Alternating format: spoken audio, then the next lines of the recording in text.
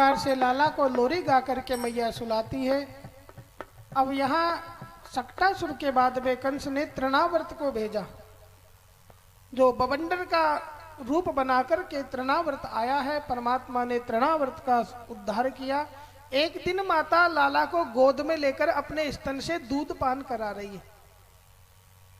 अब लाला दूध पिए ही जा रहे, तो मैया ने सोचा कि कहीं अजीर्ण नहीं हो जाए। तो लाला ने कहा, मैया तुम्हारे स्तन से मैं अकेला दूध नहीं पी रहा हूं। यहाँ लाला ने मैया को स्तनपान के बहाने कहा, मैया सृष्टि के सभी प्राणी मेरे माध्यम से तुम्हारे द्वारा स्तनपान करने से तृप्ति को प्राप्त हो रहे हैं। ब्रह्मांड के दर्शन माँ को लाला ने कराए हैं। अब भगवान का नामकरण संस्कार का समय आया। तो यहाँ देखो, वसुदेव जी ने नामकरण करने के लिए गर्गाचार्य जी को भेजा। यद्यपि कुल पुरोहित है सांडिल्य जी, लेकिन कंस को यह पता नहीं चल जाए कि यहाँ लाला का जन्म हो चुका है। तब अपने पुरोहित गर्गाचार्य जी को भेजा है।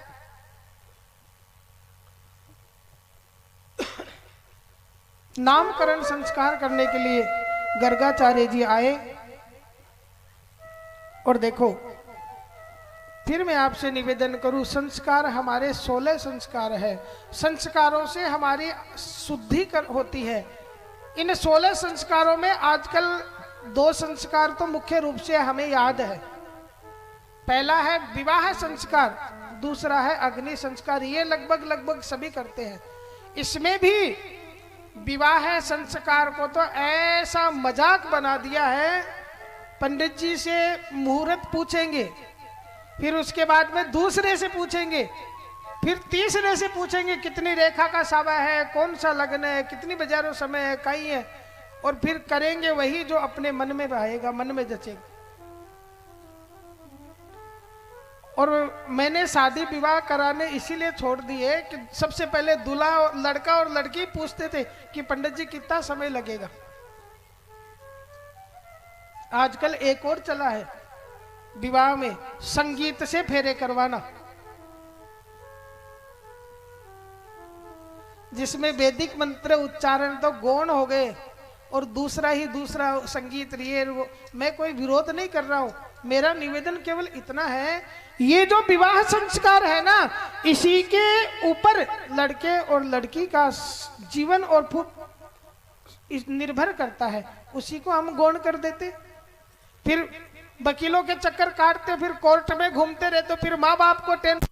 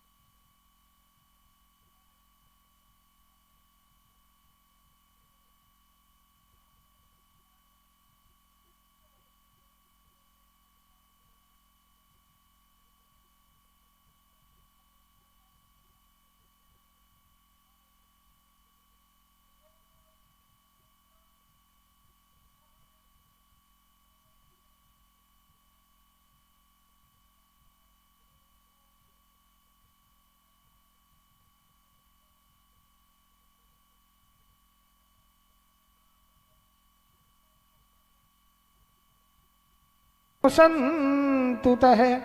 देखो, सबसे पहले गर्गाचार्य जी कहते हैं, ये जो यशोदा की गोद में बैठा है ना, ये जो रोहिणी पुत्र, ये रोहिणी नंदन बलराम जी हैं।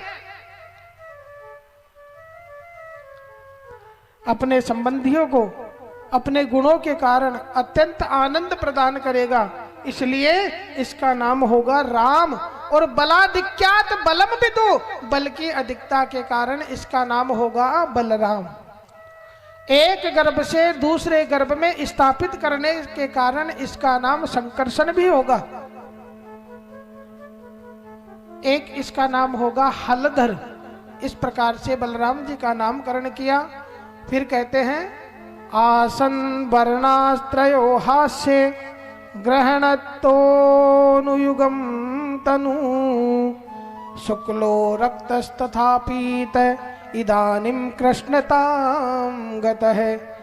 और ये जो सांवला सांवला, ये जो सांवला सलोना प्रत्येक युग में किसी ना किसी रूप में अवतार लेकर के आता है। ये जो नंद बाबा, ये जो माता रोहिणी की गोद में बैठे हैं ना, ये यशोदा नंदन है। ये कभी किसी रूप में कभी किसी रूप में आता है, प्रत्येक युग में शरीर धारण करते हैं। इस समय ये कृष्ण वर्ण में आए हैं और अपने स्वरूप और स्वभाव और गुणों से लोगों के चित्त को अपनी ओर आकर्षित करेंगे, इसलिए इसका नाम होगा कृष्ण। और कृष्ण शब्द का अर्थ है कर्षयति चित्तम स एव कृष्ण है, जो चित्त को आकर्षित करे वह कृष्ण है। इस प्रकार से दोनों पुत्रों का नामकरण संस्कार हुआ। तो मैया ने कहा बाबा दक्षिणा, नामकरण अपने कुल पुरोहित से पूछ करके, ब्राह्मण से पूछ करके करो तो अच्छा है। अब बाबा दक्षिणा, आजकल फोन की सुविधा जब से चली है तब से ब्राह्मणों के बेचारे जो ऑनलाइन काम करना नहीं जानते, बड़ी मुश्किल हो गई। फोन पे पूछ लेते, पास में जाएंगे तो दक्षिणा देना पड़ेगा। महाराज गर्गाचार्य जी से मैया ने कहा बाबा दक्षिणा। बोले मैया भोजन करने का समय हो गया है। तो मैया स्वर्ण की थाली में भोजन लेकर के आई। तो गर्गाचार्य जी ने कहा मैया हम स्वयं पाकी ब्राह्मण हैं, हम अपने हाथों से ही भोजन बना करके ग्रहण करते हैं। आप हमें ऐसा करो, भोजन की सामग्री ला दो। गर्गाचार्य जी ने खीर बनाई। खीर बना करके कहा मैं यमुना में स्नान करके आता हूं, फिर ठाकुर जी के भोग लगा करके प्रसाद को ग्रहण करूं। अब मैया ने सोचा कि बाबा जब तक भोजन करके आते हैं तब तक खीर को थाली में डाल करके ठंडा कर देते हैं, बाबा जब तक स्नान से निवृत्त होकर के आते हैं। यहाँ गर्गाचार्य जी स्नान करके आए, थाली में तुलसी दल रखा और भगवान कृष्ण का ध्यान करने लगे।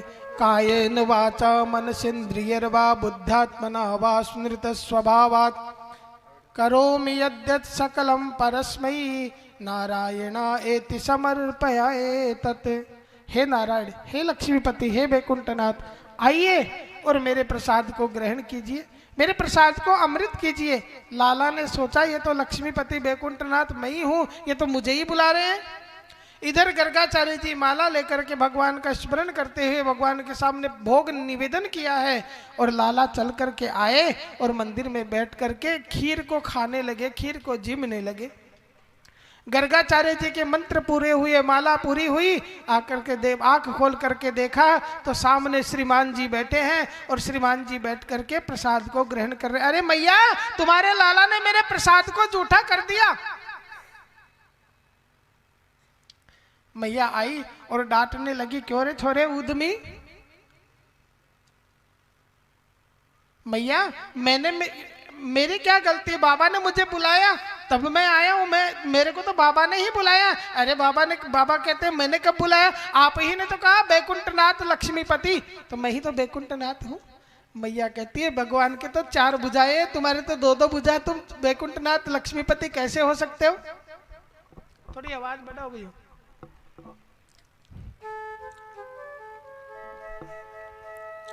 मैया तुम कहो तो अभी 4 भुजा वाला बन जाऊं। मैया ने सोचा मैंने तो पुत्र प्रेम, पुत्र भाव से इनकी सेवा करने के लिए स्मरण किया था और कहीं 4 भुजा वाले बन गए तो। लाला, अब मैया ने बाबा ने पुनः भोग लगाने के लिए बाबा को खीर की सामग्री दी है। बाबा ने पुनः खीर बनाई और भगवान के सामने रखी और भगवान से निवेदन किया, त्वदीय वस्तु गोविंद तुभ्यमेव समर्पये। हे प्रभु, आप इस प्रसाद को अमृत कीजिए ना, इस प्रसाद को ग्रहण कीजिए ना। लाला ने देखा ये तो फिर मुझे ही बुला रहे, फिर आए और फिर गर्गाचार्य जी के भोजन को खाने लगे। माला पूरी हुई, गर्गाचार्य जी ने आंख खोल करके देखा तो सामने श्रीमान जी बैठे हैं और प्रसाद को खा रहे। अरे मैया, तुम्हारे लाला ने फिर मेरे प्रसाद को झूठा कर दिया।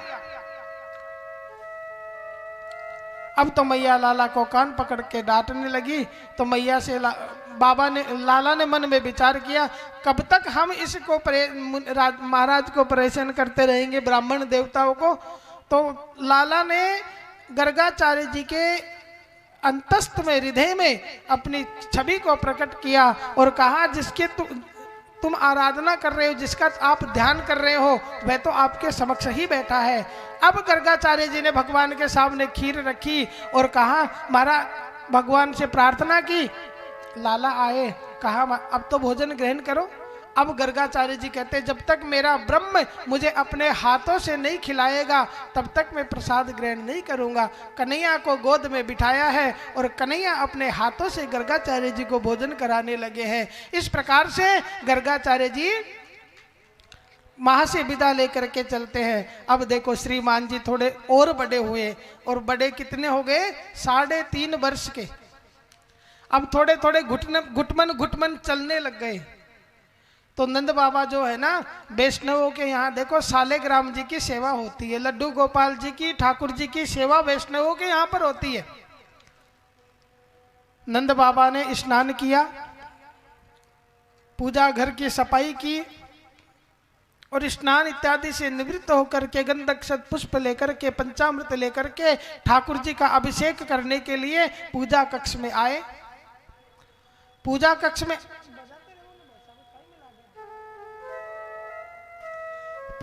में आकर के ठाकुर जी को जल से स्नान कराया, फिर दूध से स्नान कराया।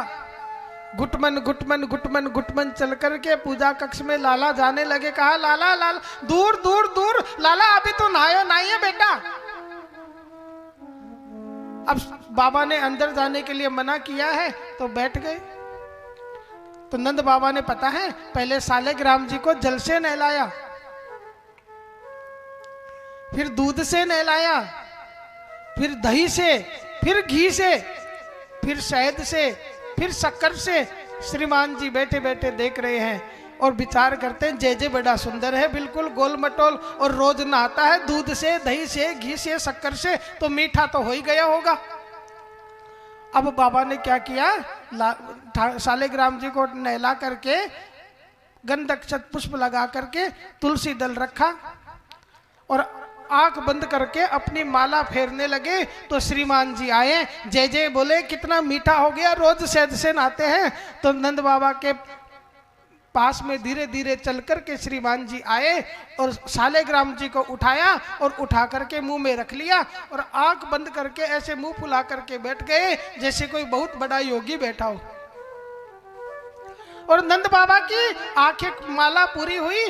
नंद बाबा ने आंख खोल करके सालेग्राम जी को प्रणाम, यस्य स्मृत्या च नामोक्त्या तपो यज्ञ क्रियादिषु, जब अपने जप का फल अर्पण करने लगे और कहा, जय हो मेरे सालेग्राम जी दिखाई नहीं दिए। तो देखा कि सालेग्राम जी कहाँ गए। बाईं तरफ देखा कोई नहीं है, सामने देखा कोई नहीं है, और दाईं तरफ देखा तो श्रीमान जी बैठे बिल्कुल ध्यान लगा के, एक तरफ गाल फूला हुआ है। लाला तोरे मुंह में कहा है? बोले अरे बेटा मुंह में कहा है? बोले नंद बाबा ने एक जोर का गुलीचा लगाया। गुलीचा समझते हो? नंद बाबा ने जोर का गुलीचा लगाया तो सालेग्राम गप से बाहर निकल गए। अरे छोरे, तूने मेरे भगवान को ही खा लिया। बाहर आए लेकर के और यशोदा जी से कहा, तुम्हारा लाला है ना घना उद्यमी हो गया है, इसने मेरे सालेग्राम जी को ही खा लिया। तो मैया कहती है, या को का पतो सालेग्राम जी का होवे, गुलाब जामुन समझे होएगो सो मुंह में धर लियो। ऐसे श्रीमान जी आनंद देते हैं मैया को।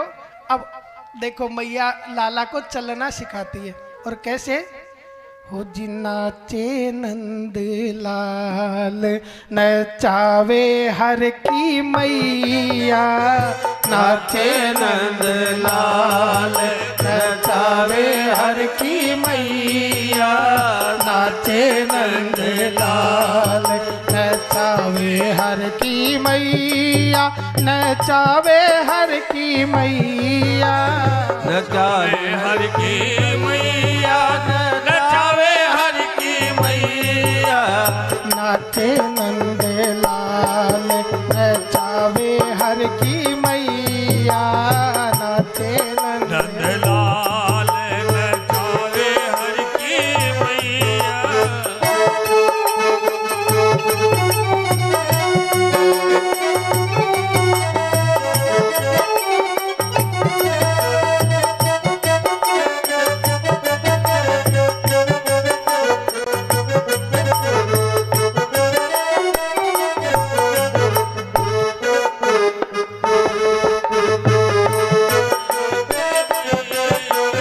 ठुमक ठुमक पग धरे रे कन्हैया, ठुमक ठुमक पग धरे रे कन्हैया, नाचे नंद लाल नचावे हर की मैया, नाचे नंद लाल नचावे हर की मैया।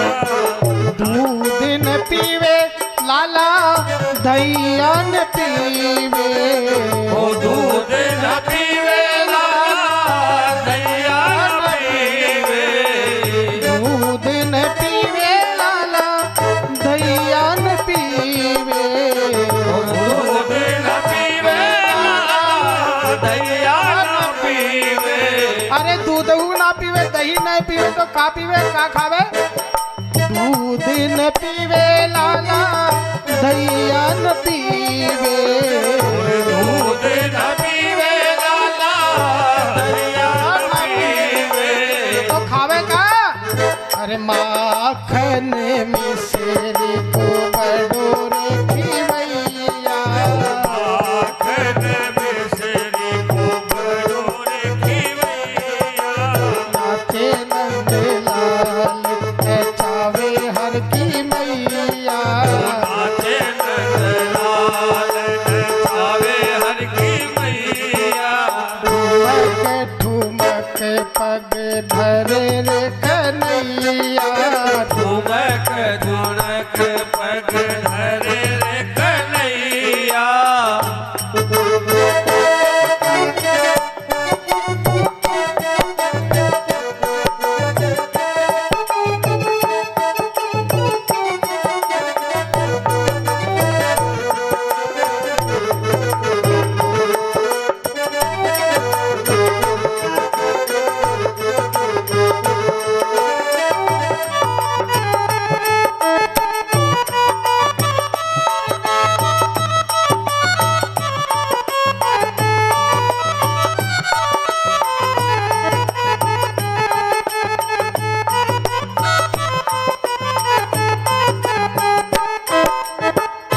सालन ओढ़े दुसालन ओढ़े, ओ साले न ओढ़े साला न ओढ़े, सालन ओढ़े लाला दुसालन ओढ़े, ओ साले न ओढ़े लाला साला न ओढ़े।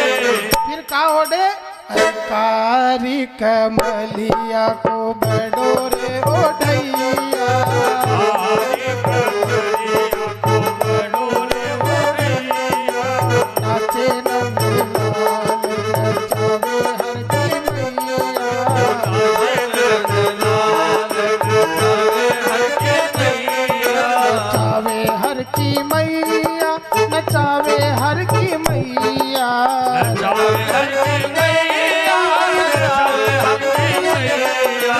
ठुमक ठुमक पग धरे रे कन्हैया, ठुमक ठुमक पग धरे रे कन्हैया, ओ नाचे नंद लाल नचावे हर की मैया, नाचे नंद लाल नचावे हर की मैया, नाचे नंद लाल नचावे हर की लाला को मैया लाड लड़ाती है। नाचते नाचते लाला की दृष्टि एक मोर के ऊपर पड़ी और मोर को देख करके लाला ने पूछा, मैया ये क्या है?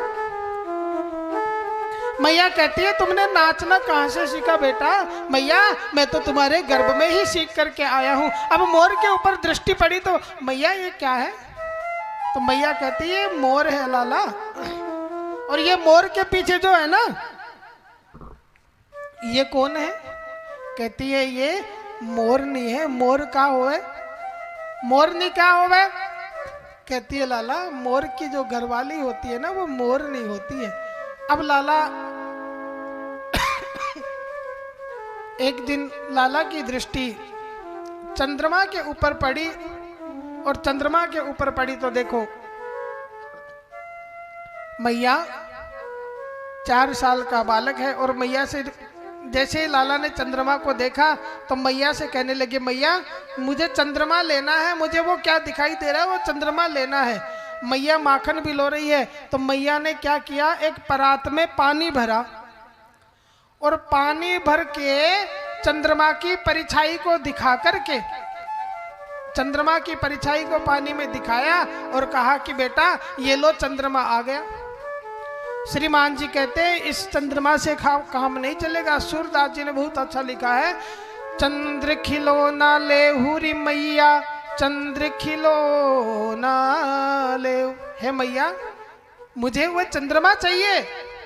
मैया ने परात में दिखाया, लेकिन हट पकड़े नंद लाला, मैया री मोहे चंदाला दे।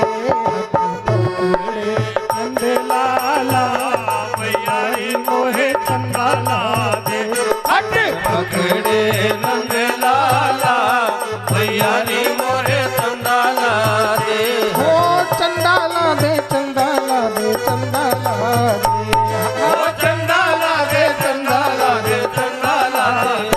हट पकड़े नंद लाला, मैया री मोहे चंदाला दे। पकड़े नंद लाला, मैया री मोहे चंदाला दे।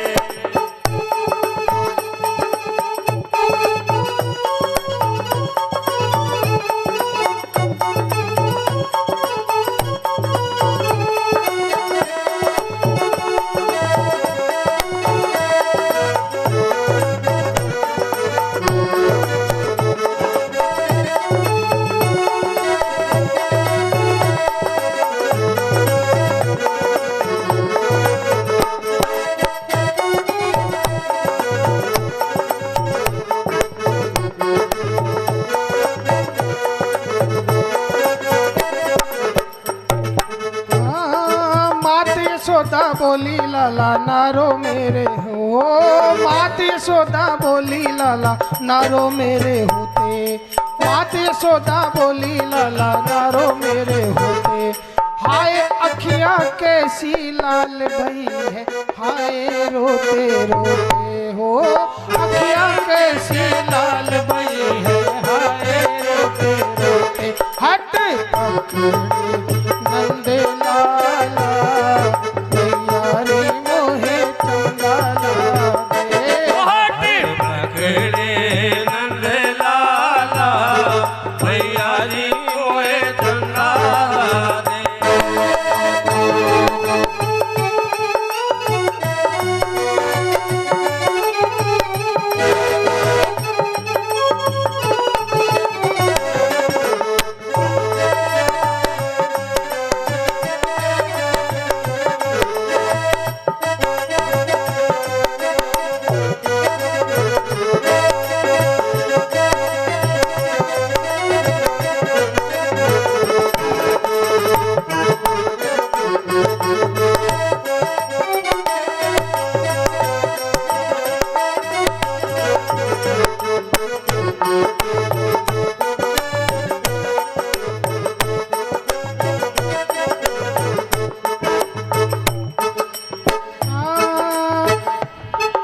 मैया कहती है, लाला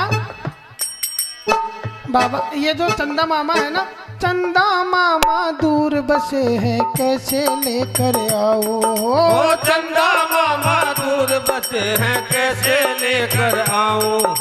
फिर भी तू न माने तो मैं थाली में दिखलाऊं। फिर भी तू ना माने तो थाली में दिखलाऊं। हट पकड़े नंद लाला मैया री मोहे चंदा ला दे। हट पकड़े नंद लाला मैया री मोहे चंदा ला दे। चंदा ला दे, चंदा ला दे, चंदा ला दे। ओ चंदा ला दे, चंदा ला दे, चंदा ला दे। हट पकड़े नंद लाला मैया री मोहे चंदा ला दे।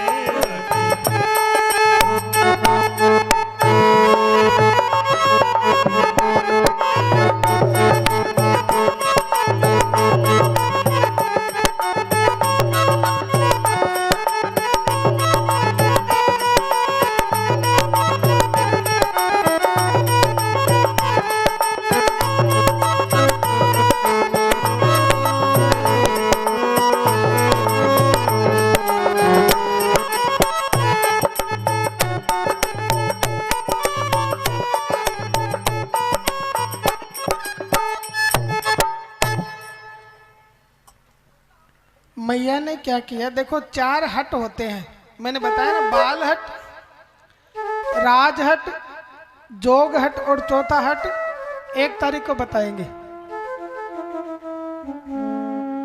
बच्चा आप बाजार में लेकर के गए और देखा आइसक्रीम, पिताजी आइसक्रीम खाना है। पिताजी ने समझाया बेटा सर्दी का मौसम है, जुकाम लग जाएगी। उसको ये मतलब नहीं है कि आपकी जेब में पैसे हैं कि नहीं है कि क्या, बस उसको हट हो गया। ऐसे ही लाला ने हट पकड़ ली, मुझे चंदा चाहिए। मैया ने परात में पानी भरा और चंदा की परछाई लाला को दिखाते हुए कहा चंदा। तो लाला ने कहा मैया देखो,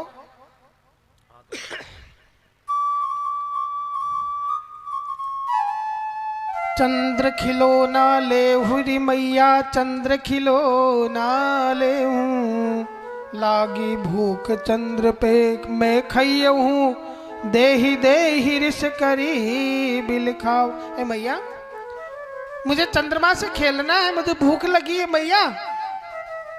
मैया ने कहा भूख लगी है तो माखन मिश्री खा ले। कहा नहीं मैया, चंद्रमा लूंगा, अभी लूंगा। तू रोज मुझे दूध चोटी का बहाना करके दूध पिला देती है कि लाला ये दूध का गिलास पी जाओ तो तुम्हारी चुटिया बड़ी है जाएगी। कितना समय हो गया, लाला क्या देख, हम भी बच्चे को पिलाते हैं ना दूध।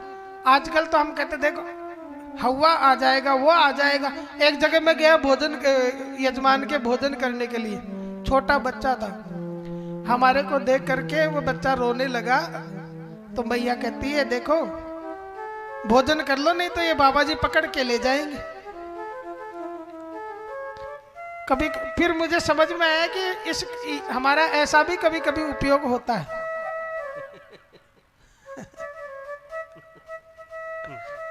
इसलिए बच्चों को डरा करके कायर मत बनाओ, बच्चों को डरा करके कायर मत बनाओ। बच्चों को ये सिखाओ कि बेटा कभी तुम्हें किसी का बुरा करना नहीं, तो तुम्हारा बुरा भगवान होने नहीं देंगे। माता ही वह होती है जो बच्चे को भगवान भी बना देती है, बच्चे को शैतान भी बना देती है। तो मैया हम भी बच्चों को डरा करके नहीं, आजकल तो गाने भी ऐसे ऐसे गा करके सुनाते हैं, ऐसा नहीं। माँ तू मुझे रोज चोटी का बहाना करके दूध पिला देती है, तो कबहू बढ़ेगी चोटी मैया, कबहू बढ़ेगी चोटी। केती बार मोहि दूध पियत भयो, ये अजहू है छोटी। कितना समय हो गया है तो फिर भी वैसे ही। अब मुझे दूध नहीं पीना। मैया कहती है देखो लाला, कारो का लूटो तो तू वैसे ही है। दूध मैं तुम्हें देखो नहला करके श्रृंगार करके सुंदर बनाती हूँ, और दूध नहीं पिएगो तो लाला भूखो मर जाएगो, और तुम्हारा पेट तो कमर में लग जाएगा। आज से मैया हम तुम्हारे द्वारा बेड़ी नहीं गुथाएंगे, चोटी नहीं बनाएंगे, कोई बात नहीं। कारो का लूटो तो तू वैसे ही है। श्रृंगार के थोड़ा सुंदर बनाती हूँ, मेरा क्या मत कर। लाला ने कहा कोई भी धमकी काम नहीं आ रही। अंत में एक ऐसी धमकी दी कि अभी ब्रजवासियों की पंचायत बुला करके ब्रजवासियों की पंचायत में कह दूंगा कि मैं तो नंदरानी का बेटा नहीं हूं, माँ यशोदा का बेटा नहीं हूं, मैं तो वसुदेव नंद बाबा का बेटा हूं। जाइयऊं अभी लोट अवनी पर, मैं तेरो सुत ना कहाइयऊं। अब इस प्रकार से लाला मैया के संग में बाल लीला करते हैं। लाला के हट को देख करके मैया ने लाला को गोद में बैठाया। दिंग बैठाई कहत नंदरानी, अति कोमल चंदा हूँ ते सुंदर नहीं दुल्हनिया लइयऊं। लाला तू काहे चंदा चंदा में करके चंदा में उलझा हुआ है, तुम्हें चंद्रमा से भी सुंदर नई दुल्हन ला करके दूंगी। लाला तुम थोड़ा सा आराम करो, मुझे मेरा काम करने दो। अब सब माखन वाखन चंदा वंदा सब भूल गए और कहने लगे बहू लेंगे और अभी लेंगे। क्या बोले लाला? बहू लेंगे और अभी लेंगे। उम्र है 3.5 साल की। मैया बहू लेंगे अभी लेंगे, भूख थोड़ी लगी थी? चंदा वंदा माखन वाखन सब भूल गए, जिद करने लगे। तो मैया कहती है लाला बहू तो बहुत बड़ी होती है, बड़े होने पर बहू मिलती है, तू बहू को क्या करेगो? तो लाला कहते मैया देखो हम बहू हम छोटे हैं तो हमें बहू भी छोटी चाहिए, ज्यादा बड़ी बहू नहीं चाहिए। तो मैया ने कहा आज तू मुझे ये बता ही दे कितनी बड़ी बहू चाहिए। तो लाला पता है लाला क्या कहते हैं? लाला कहते मैया ज्यादा बड़ी बहू नहीं चाहिए, जब खेल में केताई जावे तो जेब में धर के ले जावे, बस इतनी बड़ी। अच्छा लाला गुड़िया की कैरो दिखे? तो मैया लाला को अंदर से ला करके एक गुड़िया देती है और लाला ये लो तुम्हारी बहू। इस प्रकार से बाल लीला करते हैं। अब आ रही है ब्रज की माखन चोरी की लीला। परमात्मा थोड़े थोड़े बड़े हुए। देखो हमारा मक्खन चिकना होता है ना, मक्खन, इसी प्रकार से हमारे मन रूपी मक्खन में स्निग्धता स्नेह की चिकनाई होगी, प्रेम की चिकनाई होगी। तो परमात्मा ने जैसे मक्खन को चुराया, हमारा मन ही मक्खन है। स्निग्धता और प्रेम से सौहार्द से परिपूर्ण हमारा मन ही मक्खन है। इसको परमात्मा चुराते हैं। मन को जब उसमें स्निग्धता हो, स्नेहता हो, सौहार्द हो, प्रेम हो, करुणा हो, दया हो, ऐसा मन परमात्मा चुराते हैं। दूसरा माखन चोरी लीला के माध्यम से ब्रजवासियों का मन परमात्मा अपने में लगाते हैं। भगवान ब्रजवासियों का मन अपने में लगाने के लिए ही माखन चोरी की लीला करते हैं। एक दिन कृष्ण ने, कन्हैया ने अपने गोप बालकों को एकत्रित किया और कहने लगे अरे गाय हम पालते हैं, गायों को चरा करके हम लाते हैं, गायों की सेवा हम करते हैं, मेहनत हम करते हैं और उसका फल कोई दूसरा लेता है। हमारे ब्रजवासी कंस को पूरा माखन एकत्रित करके कर के रूप में दे आते हैं। आज से हम यही प्रयास करें, स्वदेश की वस्तु अपनाएंगे। हमारे देश, हमारे गांव का माखन हमारे यही रहे। हमें भी प्रयास करना चाहिए स्वदेशी वस्तुओं का ज्यादा से ज्यादा उपयोग करें, ताकि हमारे देश का पैसा हमारे देश में रह करके देश के समृद्धि में और प्रगति में सहायक बने। कन्हैया ने मन में विचार किया हमारा माखन कंस करके रूप में ले लेता है, तो आज एक ऐसा संगठन बनाएंगे, ऐसे मंडल की स्थापना करेंगे जो ये इस बात का विरोध करेगा कि हमारा ब्रज का मक्खन मथुरा में नहीं जाए, कंस के यहाँ नहीं जाए। तो बोले इसके लिए क्या करें? इसके लिए बोले एक मंडल की स्थापना करो। मंडल बनाया गया, बाल गोपाल चौर्य विद्या प्रचार मंडल। भगवान ने कौन सा संगठन बनाया? बाल गोपाल चौर्य विद्या प्रचार मंडल। अब इस मंडल का मुख्य काम क्या है? जो ब्रजवासी माखन को कर के रूप में कंस को देकर के आते थे, वह माखन ब्रज में ही रहे, कंस को नहीं देना पड़े। बोले चोरी करते हुए पकड़े गए, इस मंडल का काम क्या होगा? बोले मक्खन की चोरी करेंगे। चोरी करते हुए पकड़े गए तो कन्हैया कहते हैं देखो मेरे गुरुजी ने है ना हमें एक मंत्र बताया था। कौन से गुरुजी हैं? बोले कफल गुरुजी। उन्होंने मंत्र क्या बताया? बोले जब चोरी करने जाओ ना, कफल्लम कफल्लम कफल्लम ऐसे बोलते रहे ना। मैं आपको चोरी करना नहीं सिखा रहा हूँ, कभी आप सीख जाओ। चोरी करना बुरी बात है, यदि करना पड़े तो भगवान से प्रार्थना करो कि उनके संग हम भी गोप बालक बने। साब संगठन की स्थापना हो गई, बाल गोपाल चौर्य विद्या प्रचार मंडल बन गया। अब गोपियां आती है और गोपियां आकर के मैया से शिकायत करती है, मैया तुम्हारा लाला है ना? जब हम गायों को दूहती हैं उसी समय बछड़ों को छोड़ देते हैं। बछड़ों का अर्थ है जीव जो विषयों के आसक्त, विषयों के अधीन है। इंद्रियां जब भक्ति रस का पान करती है तभी मन विषयों की ओर दौड़ता है। तो गोपी है इंद्रिय भक्ति रस में डूबी हुई और बछड़ा है विषयासक्त जीव। गोपिया यशोदा है बुद्धि। माँ तुम्हारा लाला है ना, बड़ा नटखट है। जब हम गायों का दूध दोहती है उसी समय तुम्हारा लाला मैया बछड़ों को छोड़ देता है, तो तुम लाला को थोड़ा समझाओ तो सही। अरे गायों को दूहने के समय माखन बछड़ों को नहीं छोड़े। तो मैया कहती है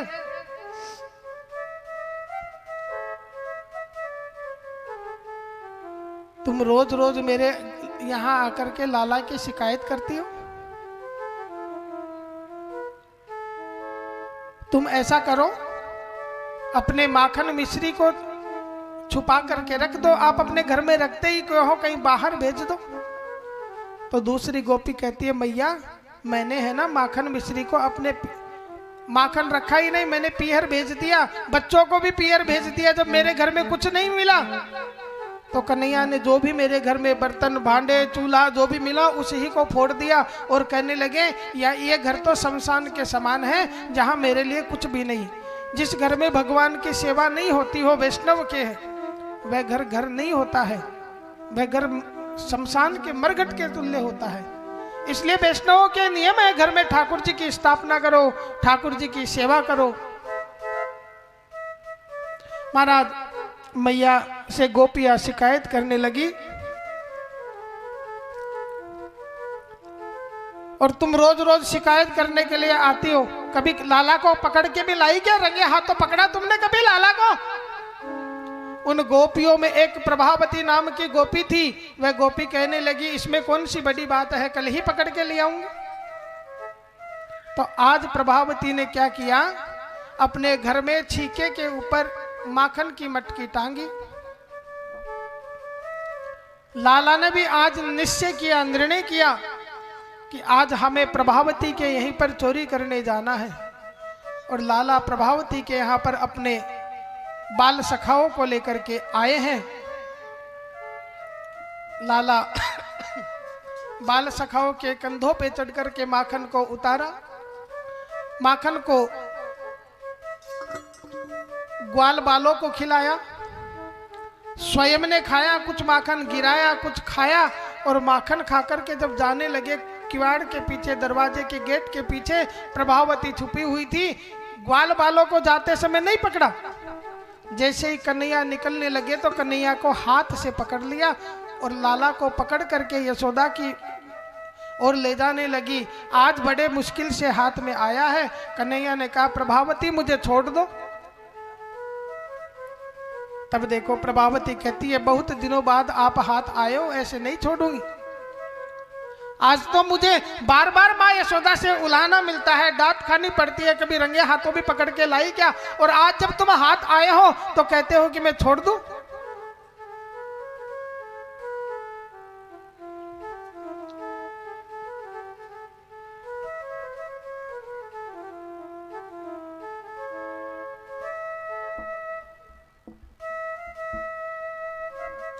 कहते हो इसे मैं तुम्हें छोड़ दूं? नहीं नहीं नहीं, आज तो मैं है ना यशोदा को रंगे हाथों पकड़ करके दिखाऊंगी।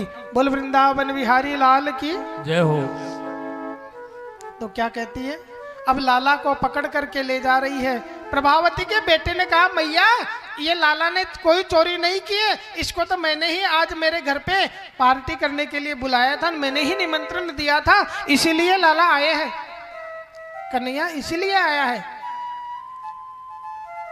लेकिन आज तो प्रभावती किसी की नहीं सुनती और दौड़ी जा रही है कन्हैया को लेकर के। मार्ग में एक बुजुर्ग मिल गए, मार्ग में एक वृद्ध व्यक्ति मिल गए। और जैसे ही वृद्ध व्यक्ति को देखा तो वृद्ध व्यक्ति को देख करके प्रभावती ने घूंघट निकाल लिया।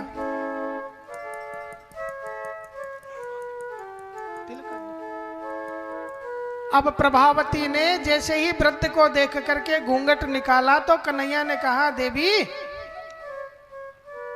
हे प्रभावती, कितनी देर से तुम मेरा एक हाथ पकड़ करके मुझे खींची चली जा रही हो। मेरे इस हाथ में दर्द होने लगा है।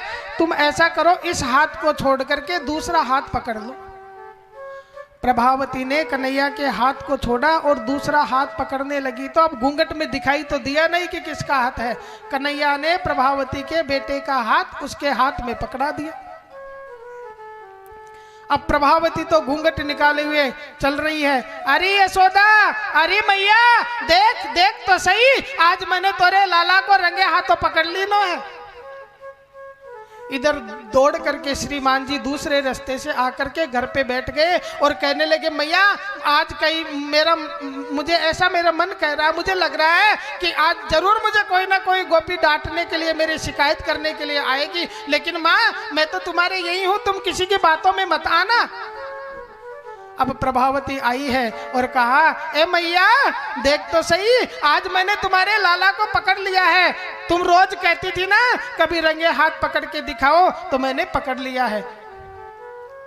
मैया बाहर आई और कहती हैं, क्यों री प्रभावती, तुम क्यों चिल्ला रही हो? काहे को इतने जोर जोर से शोर मचा रही हो? तो मैया देख, मैंने आज तुम्हारे लाला को पकड़ लिया। मैया साड़ी का पल्लू हाथ पे लगा, ओढ़ने का पल्लू मुंह पे लगा करके हंसने लगी और कहती है, प्रभावती, जरा घूंघट को हटा करके देख तो सही, तू जिसको मेरा लाला कह रही है वो कौन है। अब जैसे ही प्रभावती ने घूंघट हटाया और देखा ये तो उसी ही का बालक है, ये तो उसी का बेटा है।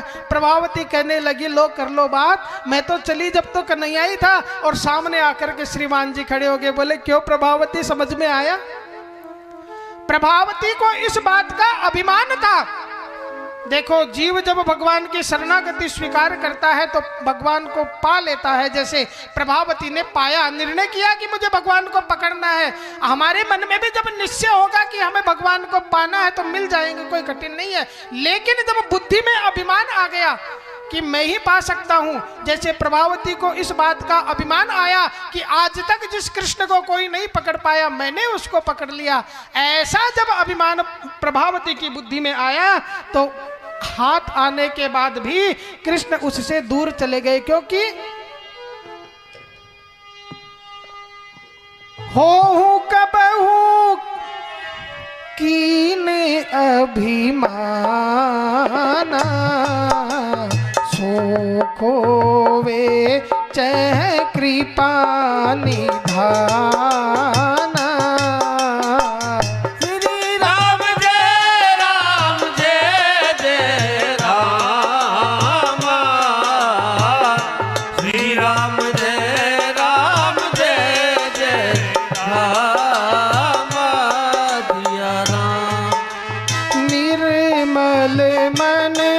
जन सो मोहि पावा, श्री राम जय राम जय जय राम। मोहि कपट छल छिद्र न भावा, श्री राम जय राम जय जय राम। निर्मल मन जन सो मोहि पावा,